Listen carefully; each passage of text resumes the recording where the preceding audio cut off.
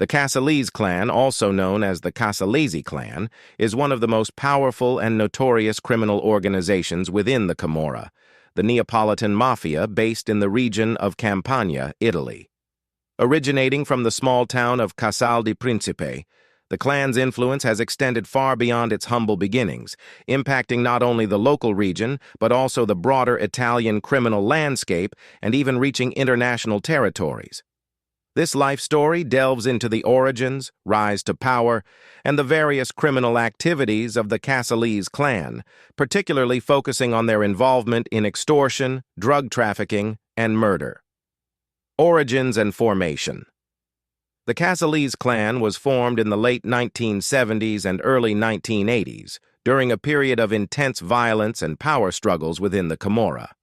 This era was marked by the brutal Camorra Wars, where different factions fought for control over lucrative criminal enterprises in the region.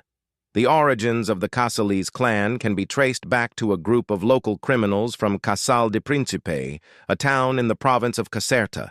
These men, led by Antonio Bardellino, a charismatic and ruthless figure, sought to establish their dominance over the region. Bardellino, a native of Casal di Principe, was instrumental in consolidating various smaller criminal groups into what would become the Casalese clan. He brought with him a vision of expanding beyond the traditional Camorra activities, such as contraband and small-scale extortion, into more profitable ventures like drug trafficking and large-scale extortion. His leadership and strategic alliances with other powerful Camorra families helped solidify the Casalese clan's position as a dominant force in the region. Rise to power. Under Bardellino's leadership, the Casalese clan rapidly grew in power and influence. The clan's rise was marked by its ability to control vast territories in the province of Caserta, particularly around the towns of Casal di Principe, San Cipriano d'Aversa, and Villa Literno. This area became known as the Triangle of Death due to the high number of murders and violent crimes attributed to the clan's operations. The Casalese clan's rise to power was also fueled by its involvement in the booming construction industry in the region. The clan systematically infiltrated the construction sector, using its influence to secure contracts, extort businesses, and launder money. This infiltration allowed the clan to accumulate immense wealth, which in turn funded its other criminal activities, including drug trafficking. The role of extortion has been one of the primary criminal activities of the Casalese clan since its inception. The clan's control over the local economy was maintained through a systematic and brutal extortion racket. Businesses, both small and large, were forced to pay the clan protection money, known as pizzo. Those who refused to comply faced severe consequences, including threats, violence, and even murder. The Casalese clan's extortion network extended beyond the local economy. They also targeted large construction projects, often involving public works funded by the Italian government or the European Union. The clan would demand a percentage of the project's value in exchange for allowing the construction to proceed without interference. This practice not only enriched the clan, but also allowed them to maintain control over the local economy, ensuring that their influence remained unchallenged. Drug trafficking operations. While extortion was a significant source of income for the Casalese clan, drug trafficking became one of their most profitable ventures. The clan's involvement in drug trafficking began in the 1980s and grew exponentially in the following decades. They established strong connections with international drug cartels, particularly in South America, allowing them to import large quantities of cocaine and heroin into Italy. The Casalese clan's drug trafficking operations were sophisticated and highly organized. They utilized a network of trusted associates and corrupt officials to smuggle drugs into the country, often using legitimate businesses as fronts for their operations. Once the drugs were in Italy, the clan controlled distribution through a network of dealers and street-level operatives. The profits from drug trafficking were immense, allowing the clan to further expand its criminal empire. The clan's involvement in drug trafficking was not without consequences. The immense profits generated by the drug trade led to increased competition with other criminal organizations, both within the Camorra and from other Italian mafias, such as the 'Ndrangheta and the Sicilian mafia. This competition often resulted in violent clashes, with numerous murders being attributed to the Casalese clan's efforts to maintain control over their drug trafficking operations. The culture of violence and murder. Violence and murder have been integral to the operations of the Casalese clan since its formation. The clan's rise to power was marked by a series of brutal murders, both of rivals and of those within their own ranks who were perceived as threats. This culture of violence was perpetuated by successive leaders of the clan who used murder as a tool to enforce discipline, eliminate competition, and instill fear in both their enemies and the local population. One of the most notorious aspects of the Casalese clan's operations was their use of lupara bianca, a term used in Italian organized crime to describe murders in which the body is never found. Victims of lupara bianca were often kidnapped, murdered, and then disposed of in such a way that their remains were never recovered. This practice served as a powerful warning to others who might consider crossing the clan, as it ensured that the victim's fate remained a mystery, adding to the atmosphere of fear surrounding the clan. The Casalese clan's violence was not limited to their rivals or those who refused to comply with their demands.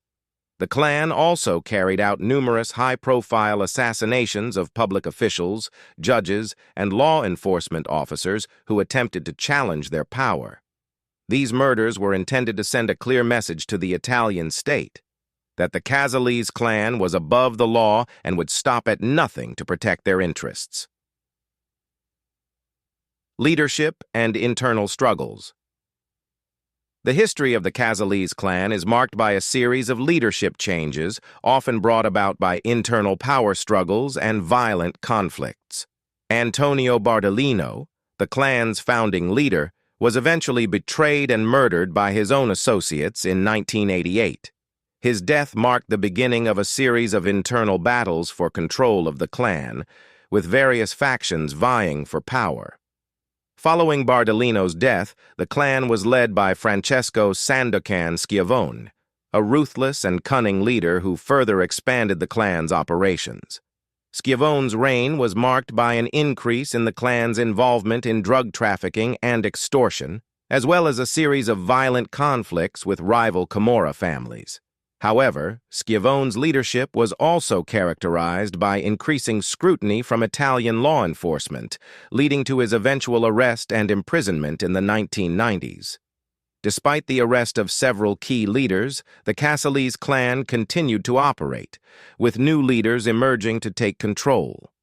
The clan's resilience and ability to adapt to changing circumstances have allowed it to maintain its power and influence over the years.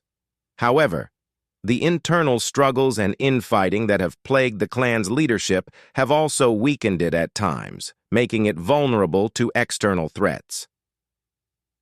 The Casalese clan in the 21st century. In the 21st century, the Casalese clan has continued to be a formidable force within the Camorra. Despite numerous arrests and convictions of its leaders, the clan has managed to maintain its criminal empire, largely due to its deep-rooted influence in the local economy and its ability to adapt to new criminal opportunities. One of the most significant developments for the Casalese clan in recent years has been the increased cooperation between Italian law enforcement and international agencies in combating organized crime. This cooperation has led to a series of high-profile arrests and the dismantling of several key aspects of the clan's operations. However, the Casalese clan has proven to be remarkably resilient, with new leaders emerging to replace those who have been imprisoned or killed.